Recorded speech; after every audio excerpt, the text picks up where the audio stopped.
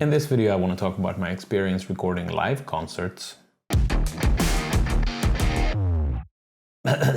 So recently I had the opportunity to record 2 live concerts of Raven, who at this point I just call my good old buddies because I've worked with them several times, and they're just fun people, and they play great music. So I'll be leaving a couple of links down below and you make sure to check them out.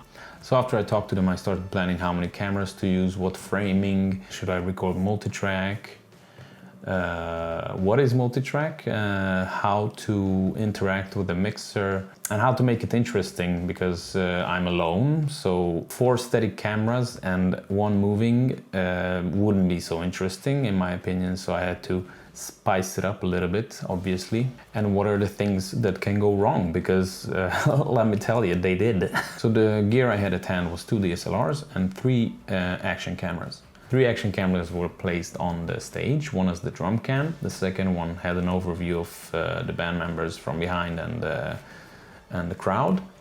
The third action camera was placed on actually one of the guitarists with this little contraption. So you have a ball head there, and this clamps on the head of the guitar. These rubber pads come off real easily, so I suggest like super gluing them right when you get it. And the other thing is that if the clamp doesn't open up enough, it doesn't have enough force to keep the camera in place. So the way I worked around that is adding another piece of rubber, don't ask me how I had this, and just stick it in between there. So if you put something in there, that's gonna be a lot tighter and will keep the camera much stronger in place. That's one tip right there for you. So by placing one of the cameras on the guitar head, I have 2 moving cameras. And if I use some crop in and motion in another camera, then I have quite a dynamic result with more or less just me operating the cameras. The rest of the cameras were mounted off stage. One of them was on a railing in front of the stage, pointing at the members. And the other one was in my hand on a gimbal. It wasn't moving around a lot either, but it's still a lot more dynamic if you have a handheld camera. You have a camera on a gimbal in your hand, is what I mean. So I'm in Europe, in Sweden to be exact, and here we use the PAL format in order for the lights not to flicker in the images. But still, some of the lights were like creating lines in the image of my main camera, and I'm not sure if it's the rolling shutter or whatever it is, but I tested it on the second gig, and when I changed to NTSC format, the lines kind of disappeared. It is true that they had less lights going on, so I'm not entirely sure that was the problem, but play around with that if you see the same thing. And also another good tip is to set the framing with the members on stage playing. A good time to do this is when they do the sound check before the gig, because one of the cameras I framed when they were standing at their amplifiers. So when the gig actually started, they came forward a bit, and one of the guitarists was like in and out of frame throughout the whole concert, which is not so nice. And then it's like a balance to find out the exposure of the cameras, because if you're doing this with action cameras like I do, their dynamic range is not that wide, of course. That's something you just have to decide and find that sweet spot. And one more tip for the cameras, if you have a DSLR that has a limit of half an hour of recording, usually the concerts are longer than that, so just use an intervalometer, of course. I just set it to like 30 minutes and 5 seconds, so it will start it right after the time runs out on that camera. Let's move on to audio. So I dug myself into tutorials and such on YouTube, and I've decided that I want to do multi-track recording, which means that you record every single instrument separately into separate audio files, and then you have much more flexibility to play around with them while editing and bring out that punch. So theoretically, that's an easy thing to do, right?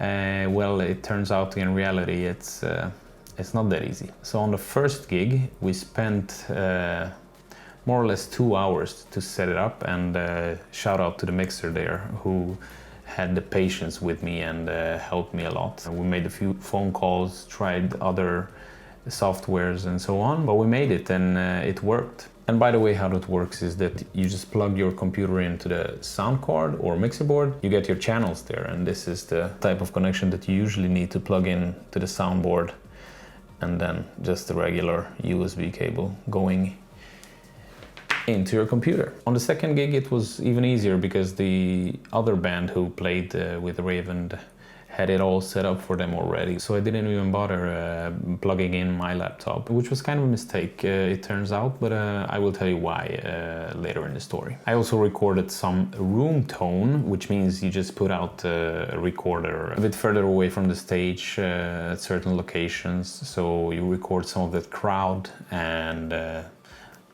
it is called the room tone, so that, which helps the overall mix to be a bit more alive.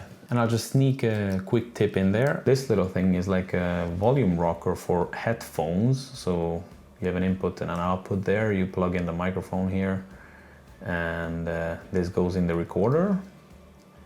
And you can adjust the volume here.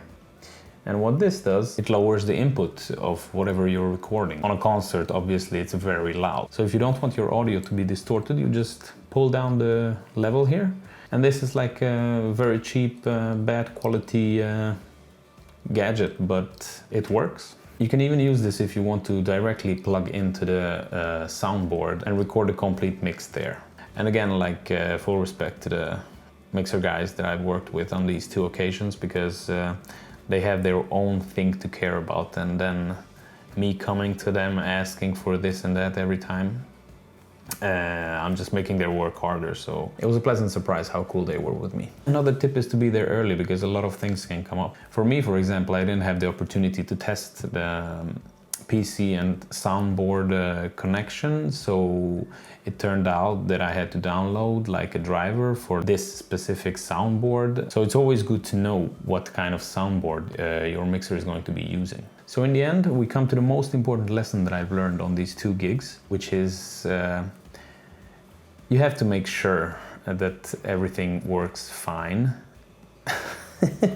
Obviously, on both of the gigs I had problems with the audio recording, which was more or less out of my control, but I should have double checked it, and I should have made the backup recording of just the mix straight from the soundboard, so I have at least something to work with. So that's a good lesson for me, because technically it wasn't my part to make sure that those things work. In reality, it was my responsibility to deliver a good quality recording to these guys. So, lesson learned. But if you have any questions or comments or suggestions what I could have done better, then leave them in the comments, and see you in the next one. Bye!